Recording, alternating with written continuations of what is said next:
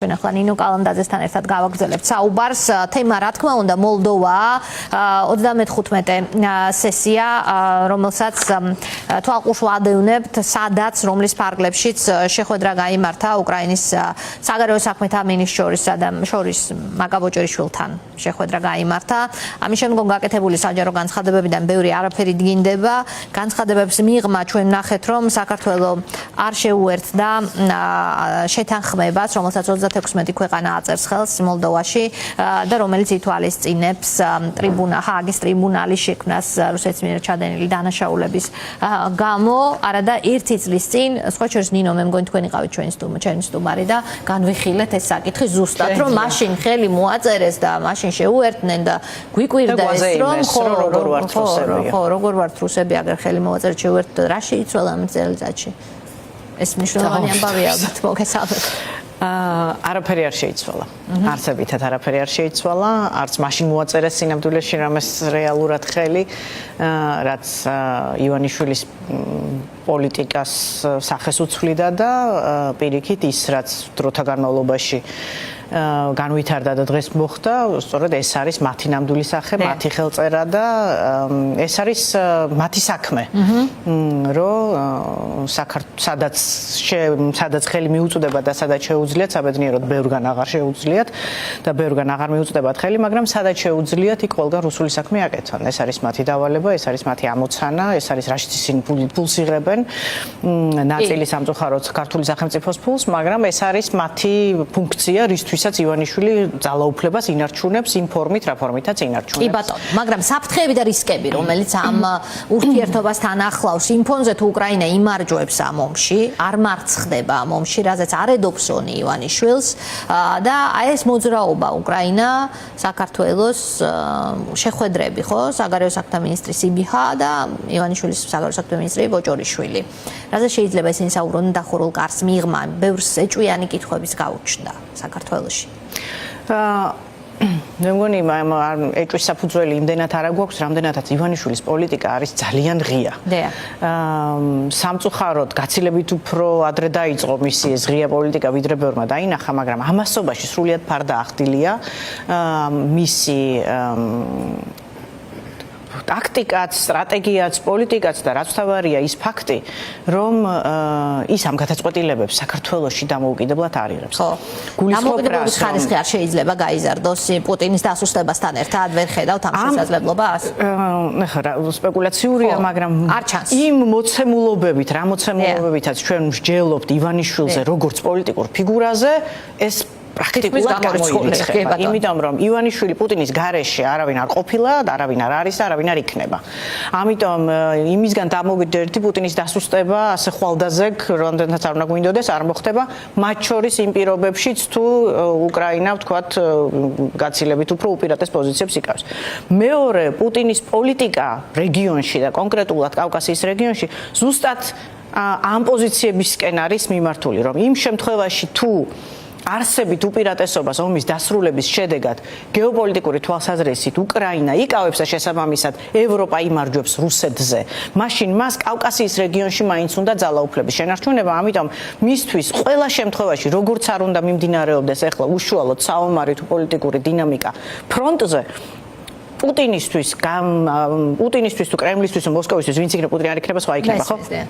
სტრატეგიული მნიშვნელობის საკითხია, რომ აქ ივანიშვილის რეჟიმი შენარჩუნდეს, რომ სწორედ ის პოლიტიკა გაატაროს, რომელიც ომის დასრულების შემდეგ შეძლებს რუსული ინტერესების ხანგრძლივად ჩაბეტონებას რეგიონში, იმიტომ რომ ამაზე იქნება დამოკიდებული საერთოდ რეგიონული პოლიტიკა, როგორც არ იმართება, ამაზე იქნება დამოკიდებული, რამდენად ღრმად შეძლებს ევროპა კავკასიის რეგიონში შემოსვლას, მათ შორის ამერიკის შეერთებული შტატები, ახალი რეგიონული დინამიკის გათვალისწინებით აზერბაიჯანთან და ოფიციალურ ერევანთან, ამაზე იქნება არსებითად დამოკიდებული რა პოზიციები ექნება რუსეთს რეგიონში და ეს არის საკვანძო საკითხი, სადაც ეს არის სტრატეგიული საკითხი, სადაც ივანიშვილის ფაქტორი საკვანძო როლს თამაშობს. ამიტომ ივანიშვილი დამოუკიდებლად ამ ვთქვათ გეოპოლიტიკური სამ თუ რამდენიმე კუთხედიც არის, იქიდან დამოუკიდებლად ვერ განიხილება. ის არის პირდაპირ მიბმული მოსკოვზე, შესაბამისად როგორი დინამიკაც მიდის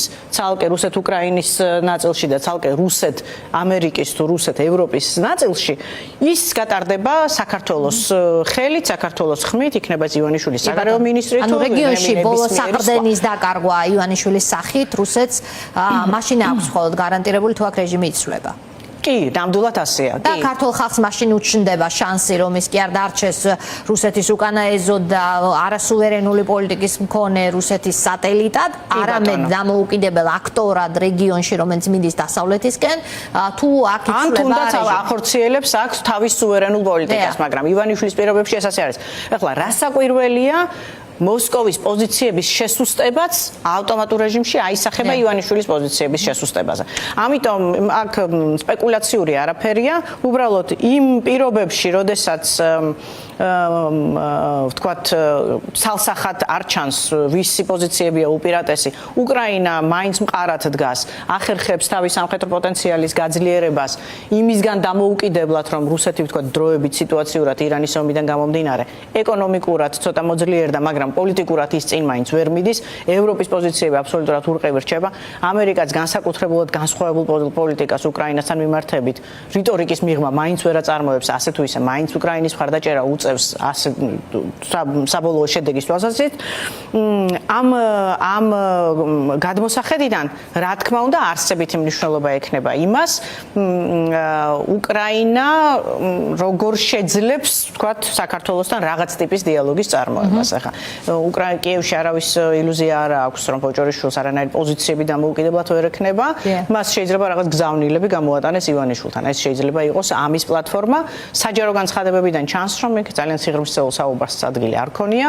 კონკრეტული გზავნილები იქნება, რომელიც ალბათ უნდა მივიდეს ივანიშვილის ყურამდე აი ამ ფორმით და ამ პლატფორმას იყენებენ, მაგრამ არავის აქვს ილუზია, რომ ბოჭორიშვილს იქ მინისტრად არავინ აღიარებს და არავინ არ მიიჩნევს, რომ საქართველოს დამოუკიდებელი პოლიტიკა აქვს უკრაინასთან. ეს არის მაინც ტესტი და შანსი უკრაინის მხრიდან, რამდენად აქვს ივანიშვილს, არა ბოჭორიშვილს, არამედ ივანიშვილს სუვერენული ნაბიჯების გადადგმის შესაძლებლობა რა ხარისხით. ამას ტესტავს უკრაინა ახლა. თუ მას არ ჯერა საერთოდ ამ შესაძლებლობის, მაშინ ძალიან ვიწრო საკითხებზე შეიძლება მსჯელობდნენ ისინი, მაგალითად როგორიც არის მიხეილ სააკაშვილის გათავისუფლება. თუმცა ეს საკითხიც იმდენად მნიშვნელოვანია პუტინისთვის საბოლოო ჯამში, რომ ესეც არ არის სუვერენული პოლიტიკის გარეშე გადაწყვეტადი. ჩვენ არ ვიცით ახლა კონკრეტულად დღის წესრიგში იქ რა იყო.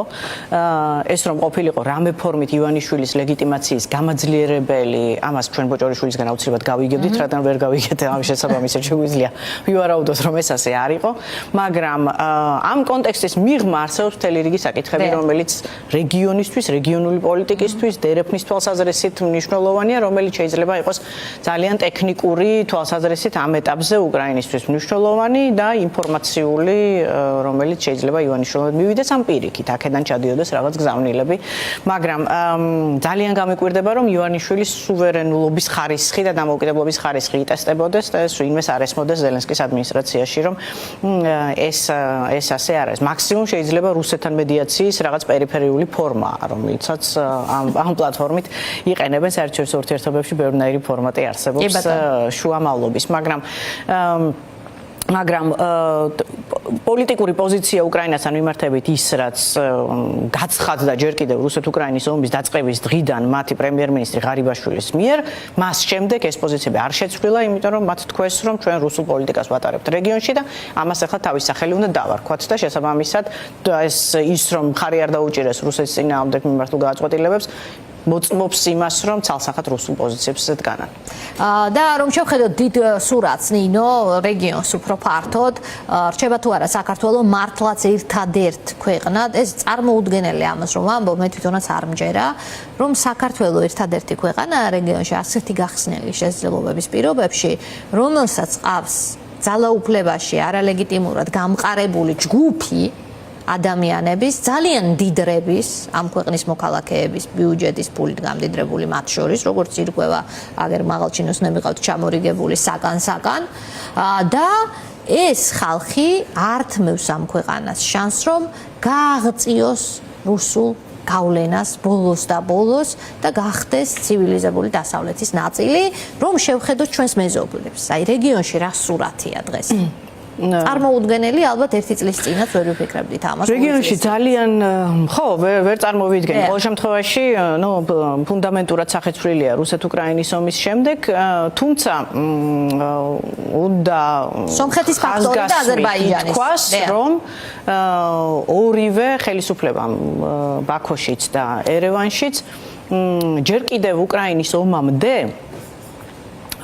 საკმაოდ პრაგმატული პოლიტიკა აწარმოეს. თუ შევხედავთ იმას, რომ ალიევი ბევრად ადრე იძლიერებდა თავის დამოუკიდებელ პოზიციებს იმისთვის, რომ როდესაც და თუ ამის საჭიროება დადგებოდა, მას შესაძლებლობა ჰქონოდა რუსეთისგან დამოუკიდებელი პოზიციები შეენარჩუნებინა, ამისკენ ის ძალიან სტრატეგიულად ხანგრძლივად მიდიოდა და იმ მომენტისთვის, როდესაც რუსეთი უკრაინაში შეიჭრა, სრულიად გამზადებული პოზიციებით და მდგომარეობით და რესურსით შეხვდა იმ მომენტს, რომ ეს მომენტი გამოეყენებინა და მას ეთქვა, რომ ჩემი ეს ხელოვნური ალიანსი, რომელიც სინამდვილეში სულ არ იყო ჰორიზონტალური ურთიერთობა, არამედ იყო ბატონყმური ურთიერთობა, მე ახლა რუსეთისგან თავს ვითავისუფლებ გეოპოლიტიკურად, შიდა პოლიტიკურად და მე ჩემს ახალ როგორც სამხედრო, ისე პოლიტიკურ ალიანსებს ვქმნი გაცილებით უფრო ძლიერ სახელმწიფოსთან, რომელიც არის თურქეთი და მასთან ერთად ვიწყებ თვისებრივად განსხვავებულ რეგიონულ პოლიტიკას.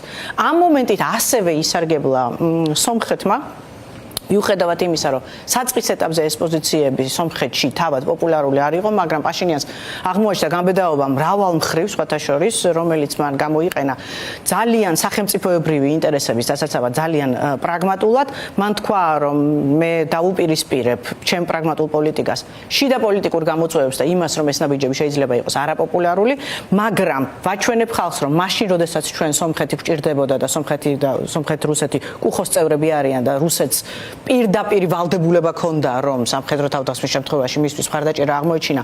მან ეს არ აღმოუჩინა, მან ხალხს უთხრა, რომ ჩვენ რუსეთის იმედი ვერანაირად ვერ გვექნება და ბოლო გამოკითხვები მოწმობს იმას, რომ რუსეთის მიმართ შიდა ბაზარზეც ძალიან შემცირებული არის სწორედ ამ ინციდენტის შემდეგ მხარდაჭერა. შესაბამისად, მან ხელგახსნილად იმოქმედა და რუსეთისგან დაიხსნა თავი. მან თქვა, რომ მე მივდივარ ახლა არაპოპულარულ კომპრომისზე, მე ვთმობ იმ ტერიტორიებს, რომელზეც, ვთმობ როგორ ისაც არ იყო ახლა პირდაპირ გაგებით კონტროლს იქ მაინც ვერ ახორციელებდნენ, მაგრამ მან თქვა, რომ მე მივდივარ აი ამ არაპოპულარულ ნაბიჯებზე, რომელიც ისტორიული დასაწყისი იქნება რეგიონული პოლიტიკის განვითარების და სამაგიეროდ დავიხსნი თავს რუსული გავლენებისგან, რომელიც აქ წლების მანძილზე ჩვენ შესაძლებლობას არ გვაძლევდა, რომ რეგიონული განვითარების პოლიტიკაში ჩავთულიყავით და გვეწარმოებინა, იმიტომ რომ აბსოლუტურ იზოლაციაში ყავდა რუსეთ-სომხეთი მოქცეული საკუთარი ინტერესებიდან გამომდინარე.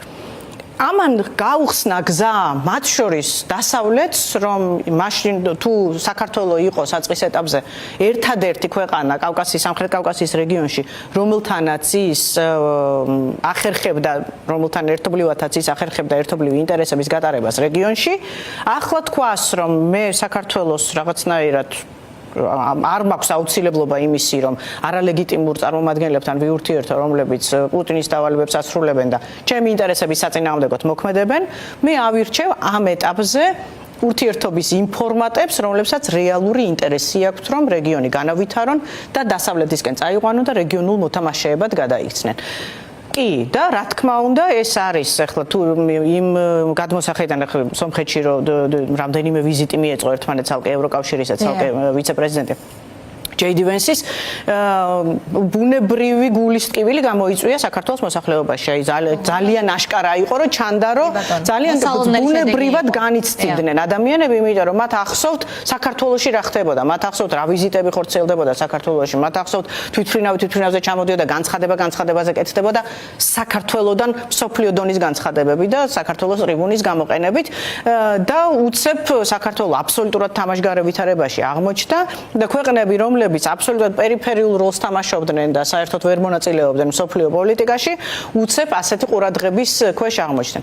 ამავდროულად, როგორც თქვენ ამბობთ, ლოგიკური შედეგია ეს ერთი და მეორე მაინც პრაგმატულად უნდა გვიხაროდეს, იმიტომ რომ ის მადლი ადრე თუ გვიან მაინც საქართველოსაც აისახება. კავკასიის რეგიონმა თუ შეძლო რთულად მოსახერხებელია საქართველოს გამოტიშვით, მაგრამ თუ შეძლო მან თანმიმდევრული განვითარების პოლიტიკის წარმოება და განვითარება უკვე ნიშნავს რუსეთის გამოტიშვას, მაშინ აუცილებლად ადრე თუ გვიან საქართველოს საქართველოსის გავრცელდება ეს მადლი. უბრალოდ არა მხოლოდ გულსატკენია, არამედ პირდაპირ სახელმწიფოს ღალატია, როდესაც ქართველების ხელით საქართველოს ამ ეტაპზე ამის შესაძლებლობა არ ეძლევა.